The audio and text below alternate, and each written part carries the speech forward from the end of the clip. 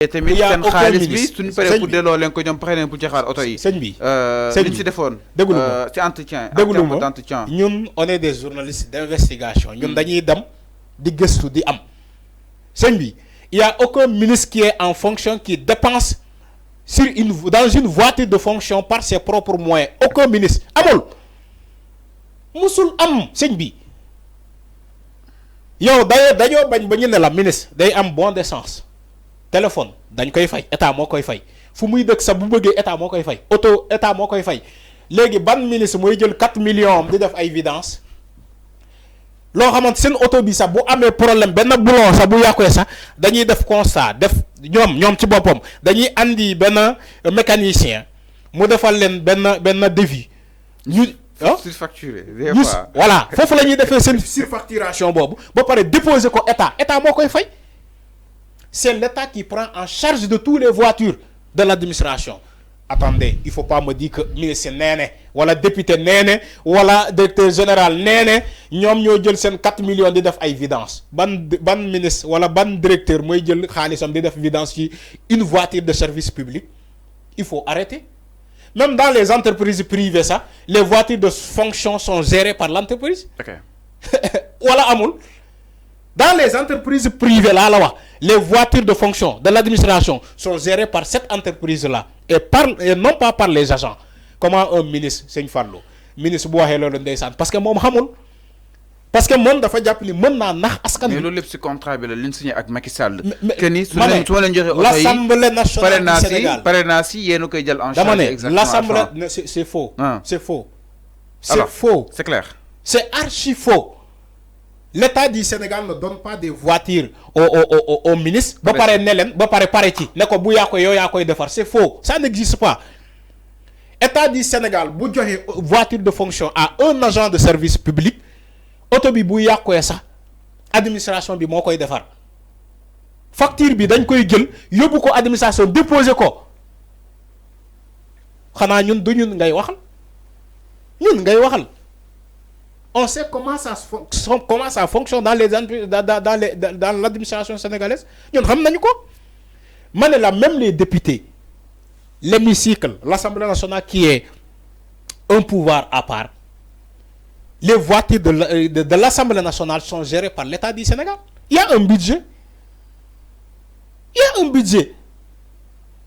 Dans les députés, il y a un problème de filtrage, de mu dem def benn facture bu reuy non yow xamoo ça ce qui se passe au Sénégal lii yëpp foog ñu régler ko un jour. C'est clair te bu ñu koy régler gis nga déconstruire reconstruire li ma lay wax ni ça day métti au départ dafay métti tabaxaat bi bay déconstruire pour tabaxaat dafay métti c'est-à-dire que toutes les couches vont le sentir. Toutes les couches de catégories confondues vont le sentir. Gis nga lu ñuy sentir ni jamono bi ni au Sénégal parce que quelque part on est en train de déconstruire pour construire moo tax ngay gis ni ay déguerpissement ngay gis ay arrêt des travaux ci le littoral wala leneen ak leen loolu yëpp ci déconstruire la ñu nekk il faut dañoo bëgg a tabax benn Sénégal bu ñoŋ. waa APR nee na ñi dañoo bëgg embargo réew mi. non du APR. dañoo bëgg embargo da ngay wax Sénégal. jàpp ne ñoom dañoo bëgg embargo réew mi APR ñoom ils n'ont pas de leçon à donner qui que ce soit parce que ils ont été là pendant 12 ans ils n'ont respecté aucun texte dans ce pays donc ils sont pas des donneurs de leçons. Quelqu'un qui n'a respecté aucun texte de ce pays il peut pas donner de leçons à qui que ce soit.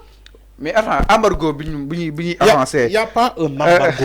Il y a pas un embargo dans ce pays. Parce que lépp ñu jël arrêté xam nga lan moo am au Sénégal lépp ñu jël pause. xam nga lan moo am au Sénégal. dañ ko stand bàyyi instant bi réew mi. amul embargo xam nga lan moo am au Sénégal.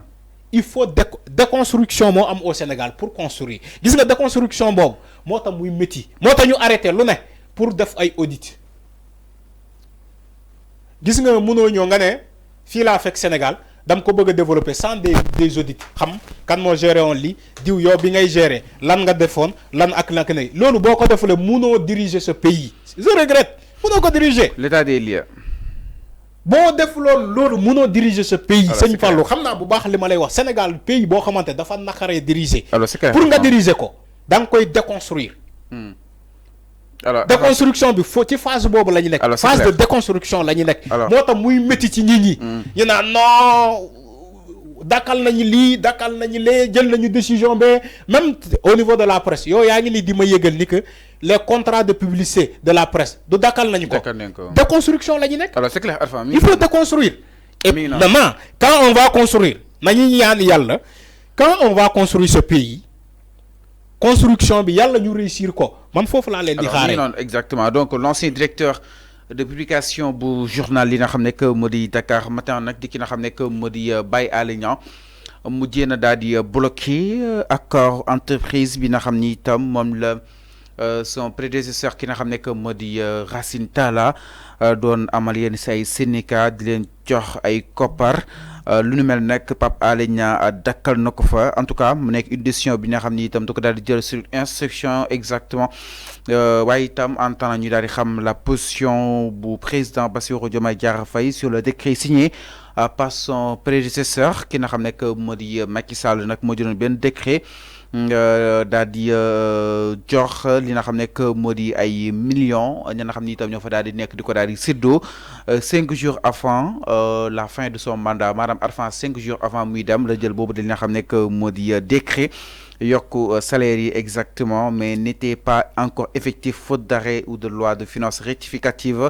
moom itam la dal média bi moo leen dal exactement yëf yi nag jàll woon assemblée nationale moo waral par conséquent yëf yi mënut daal di àgg moom ki nga xam ne que moo di Pape Alé mi si déglu la décision de Bassirou Diomaye Diakhar Faye ma xam day daal di wéy ba tey si wàllu woowu noonu wala kon da koy daal di dakkal parce que am na décret yoo xam ne itam jël na ko Bassirou aussi daal si appuyé pour ordinaire bu 16 la nomination bu Malal Talla Bassirou mu daal di koy confirmer le président am na yoo xam ne itam abrogé na ko alors bii pa ma xam ne dafay abrogé wala comme dafay daal di confirmer loolu aussi daal di ajouté wu par rapport ak ces 200 lignes téléphoniques yi nga xam ni itam donc ko doon alloué de manière illégale aux agents waaye itam ak yenn si ay retraités yi nga xam ni itam ba tey ji dellooguñu seen ay voitures de service. mais da ngay préciser da ngay ne ay décret yu mu Macky Sall jëloon ci ay yaama neex ay caaxaan parce que on peut pas rester à une semaine ngay dem ngay génne ay décret à 5 jours voilà loolu laa la ay décret ci ay yaama ne ay caaxaan comme da leen nax li dal non mais yow naxe Macky Sall ci loolu la loolu la dëkk man ne la il n'a respecté aucun texte de ce pays xanaa déggoo ma Macky Sall moo faalewul texte xam nga texte ay constitution ay charte xaw ma lan ay décret ay xaw ma ces textes là ay code électoral ay code de procédure pénale ay code pénal Macky Sall respecté loolu faalewu ko musu ko xam sax il faut ngeen xam loolu moo tax ma ne la on est en train de payer les conséquences de ce que Macky Sall a fait dans ce pays. Lola quoi je l'ai toujours dit.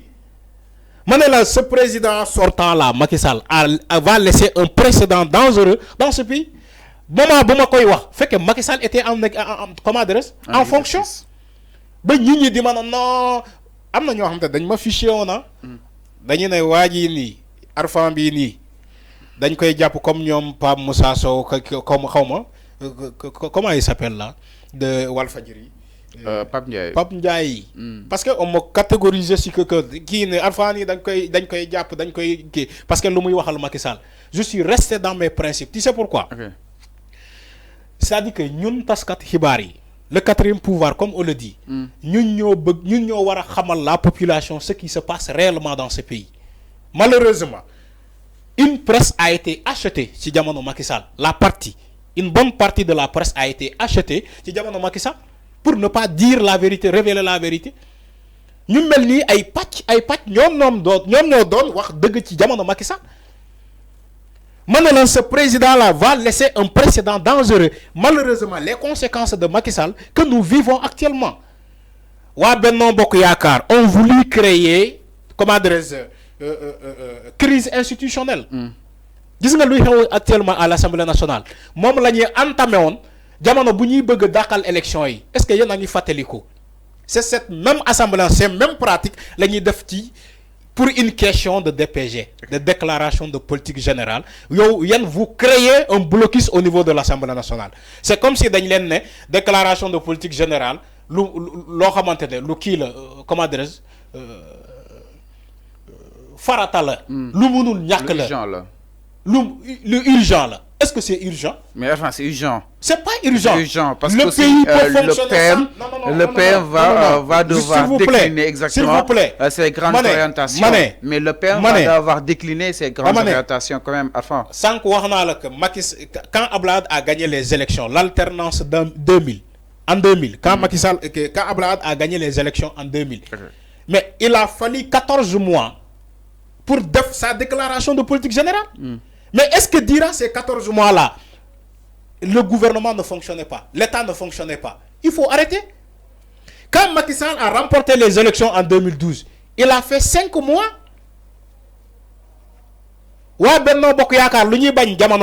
C'est ce que Macky Sall a fait intactement. Il a dissous, c'est-à-dire que de faire dissoudre l'Assemblée nationale, Bala Abdoul Mbaw, Abdoulaye comment adresse Abdoul Mbaye. Macky Sall dafa tas Assemblée nationale Bala Abdoul Mbaye di dem Assemblée nationale. Okay. Est-ce que jamono bobu les 5 mois là l'État ne fonctionnait pas? Pourquoi ils veulent vouloir imposer Ousmane Sonko pour ce délai de 90 jours pour mu jaar Assemblée nationale? Dans une Assemblée nationale qui n'a pas un texte conforme à la loi, parce que le règlement intérieur de l'Assemblée nationale est faux. Vous voulez que Ousmane Sonko Madame, ce règlement faux là, madame, sa déclaration de politique générale. Il faut arrêter quand même. Il faut arrêter. Moi, c'est pas Benno Bokk Yakaar qui devait être les donneurs de leçons. Il y en a non, Ousmane Sonko a violé la Constitution, il a violé l'article 55 de la Constitution et le règlement intérieur de l'Assemblée nationale. C'est faux. Il n'a violé aucun texte. Parce que la Constitution n'a pas dit que il est obligatoire de faire sa déclaration de politique générale dans un délai de 90 jours. La Constitution ne l'a pas dit. Et il n'est pas obligé de respecter ce délai-là. Il n'est pas obligé. Ils sont dans des dilatoires. C'est des commandes politiques. Mais enfin, Sonko, lim c'était que ni, Sonko règle 15 jours, de tenir exactement une déclaration.